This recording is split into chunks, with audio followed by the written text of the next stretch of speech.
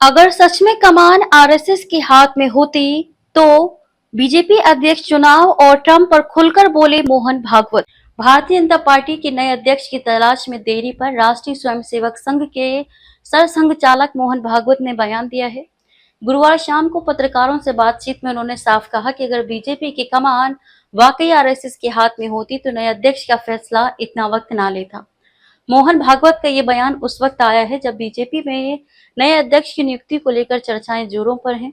मौजूदा अध्यक्ष जेपी नड्डा का कार्यकाल जनवरी 2023 में खत्म हो चुका है, लेकिन 2024 के लोकसभा चुनाव और संगठनात्मक व्यस्तताओं के चलते उन्हें 2 बार कार्यकाल विस्तार दिया गया।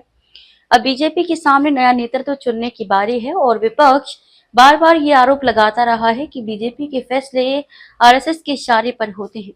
भागवत ने इन आरोपों को खारिज करते हुए कहा कि आरएसएस अपने स्वयंसेवकों पर भरोसा करता है और कोई भी फैसला सामूहिक रूप से लिया जाता है।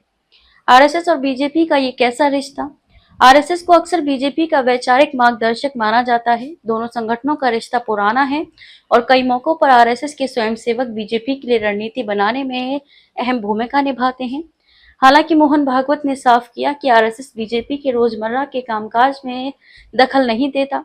उन्होंने कहा, हमारे बीच कोई झगड़ा नहीं है, हो सकता है कुछ मसले पर चर्चा हो, लेकिन फैसले बीजेपी को ही लेने हैं। भागवत का यह बयान इसलिए भी अहम है क्योंकि बीजेपी के सामने कई बड़ी चुनौतियां हैं।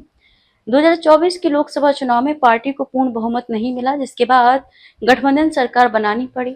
ऐसे में नए अध्यक्ष का चयन न सिर्फ संगठन के लिए बल्कि बीजेपी की सियासी रणनीति के लिए भी अहम है।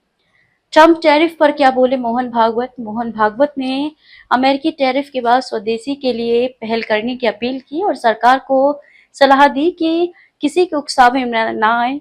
भागवत ने ट्रंप को भी नसीहत देते हुए कहा कि दबाव में व्यापार नहीं किया जाता। दरअसल भागवत नई दिल्ली स्थित विज्ञान भवन में आयोजित राष्ट्रीय स्वयंसेवक संघ के 3 दिवसीय कार्यक्रम 100 वर्ष की संघ यात्रा नए क्षितिज को संबोधित कर रहे थे। इस दौरान उन्होंने लोगों से बाहर के बने उत्पादों की बजाय घर के बने पेय और खाद्य पदार्थों का इस्तेमाल करने की अपील की। भागवत ने कहा, आत्मनिर्भरता को अपने घर से शुरू करें। जब स्वदेशी की बात करते हैं तो लगता है कि विदेशों से संबंध नहीं रहेंगे। ऐसा नहीं है। अंतर्राष्ट्रीय व्यापार तो होगा, लेकिन इसमें दबाव नहीं, स्वेच्छा होना चाहिए। इसलिए स्वदेशी का पालन करना है। अपने घर की चौखट के अंदर अपनी भाषा और अपनी वेशभूषा चाहिए। भाषा, भूषा, भजन, भोजन अपने घर के अंदर अपनी परंपरा का चाहिए। जहाँ आवश्यक है अपनी भाषा के शब्द प्रयोग करो।